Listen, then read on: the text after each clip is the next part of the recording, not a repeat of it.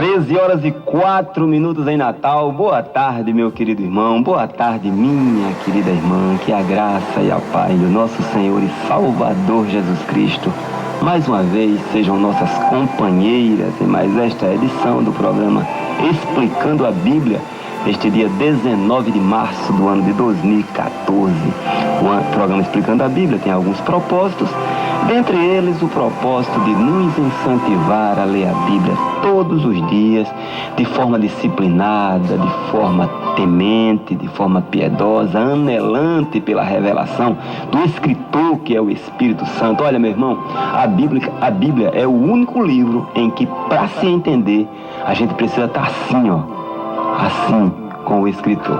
Caso contrário, a gente pode até entender a linguagem técnica da Bíblia, reproduzir, falar sobre ela, mas configura-se mesmo a compreensão, realiza-se quando nós praticamos os ensinos, quando nós praticamos as doutrinas, os princípios que são fundamentais para o nosso bem viver e, consequentemente, meu irmão, o sangue de Jesus Cristo que nos purifica de todo pecado, a Bíblia nos santifica, que é a sua palavra.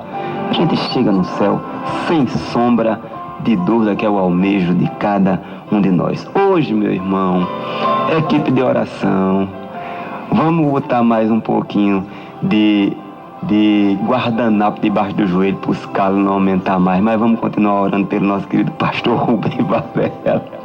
Acabei de ligar para o servo de Deus, meu irmão, e lamentavelmente ele não vai estar conosco hoje. Como inclusive o nosso querido pastor Marco de Souza, eu agradeço por ele ter anunciado que o pastor Rubem viria nos abençoar hoje.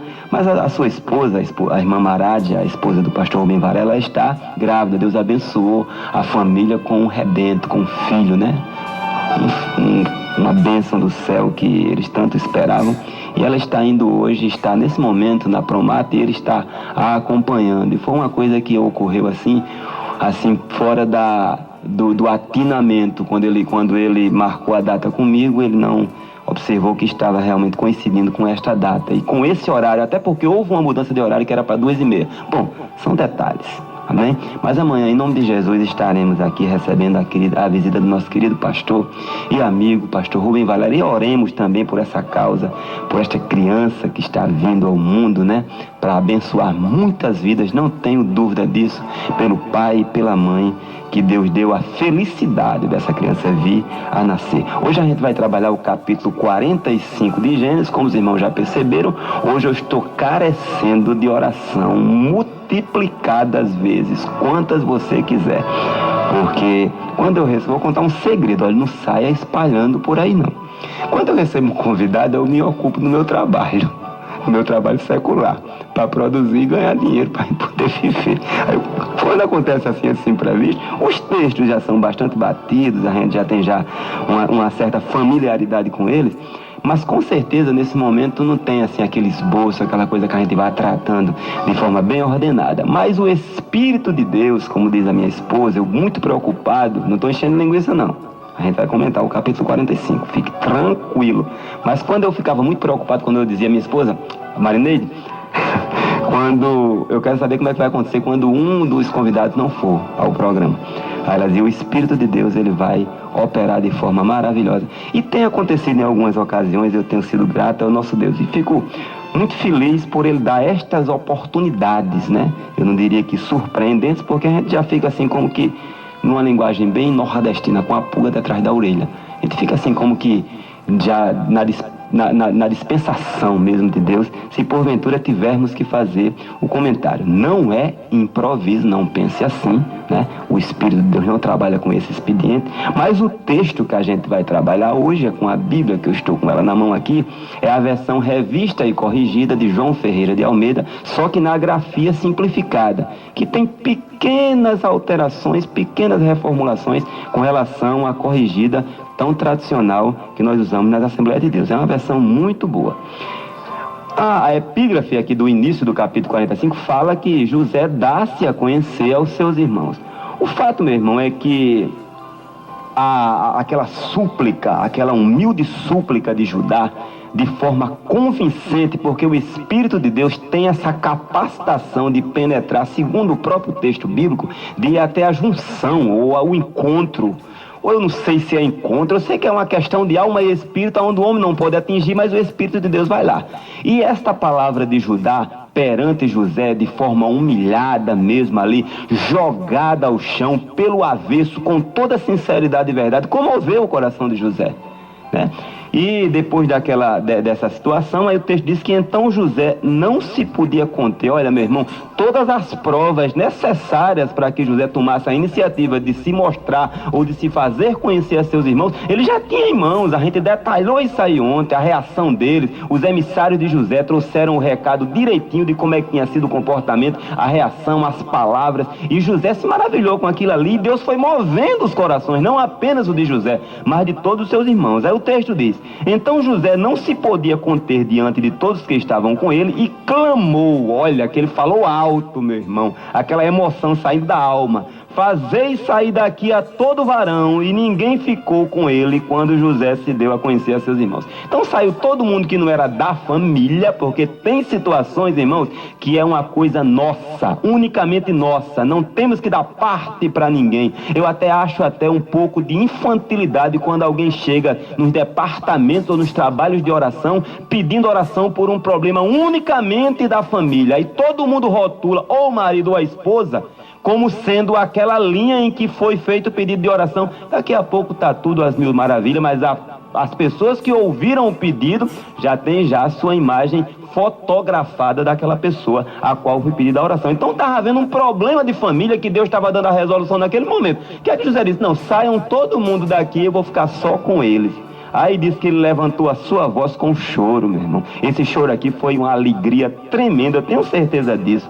De maneira que os egípcios o ouviam e a casa de Faraó o ouviu. Quando a gente diz assim, quer dizer então que nessa localização geográfica onde ficava a casa de José, não ficava tão distante da casa de Faraó. Era um complexo habitacional, assim, um palácio esplêndido, grande, imenso, e todo o ministério de Faraó, no caso José, inclusive, como primeiro-ministro, fazia parte dos que habitavam naquele complexo habitacional. E então a casa de Faraó o ouviu. Até aqui não foi chegado com palavras ao ouvido de Faraó.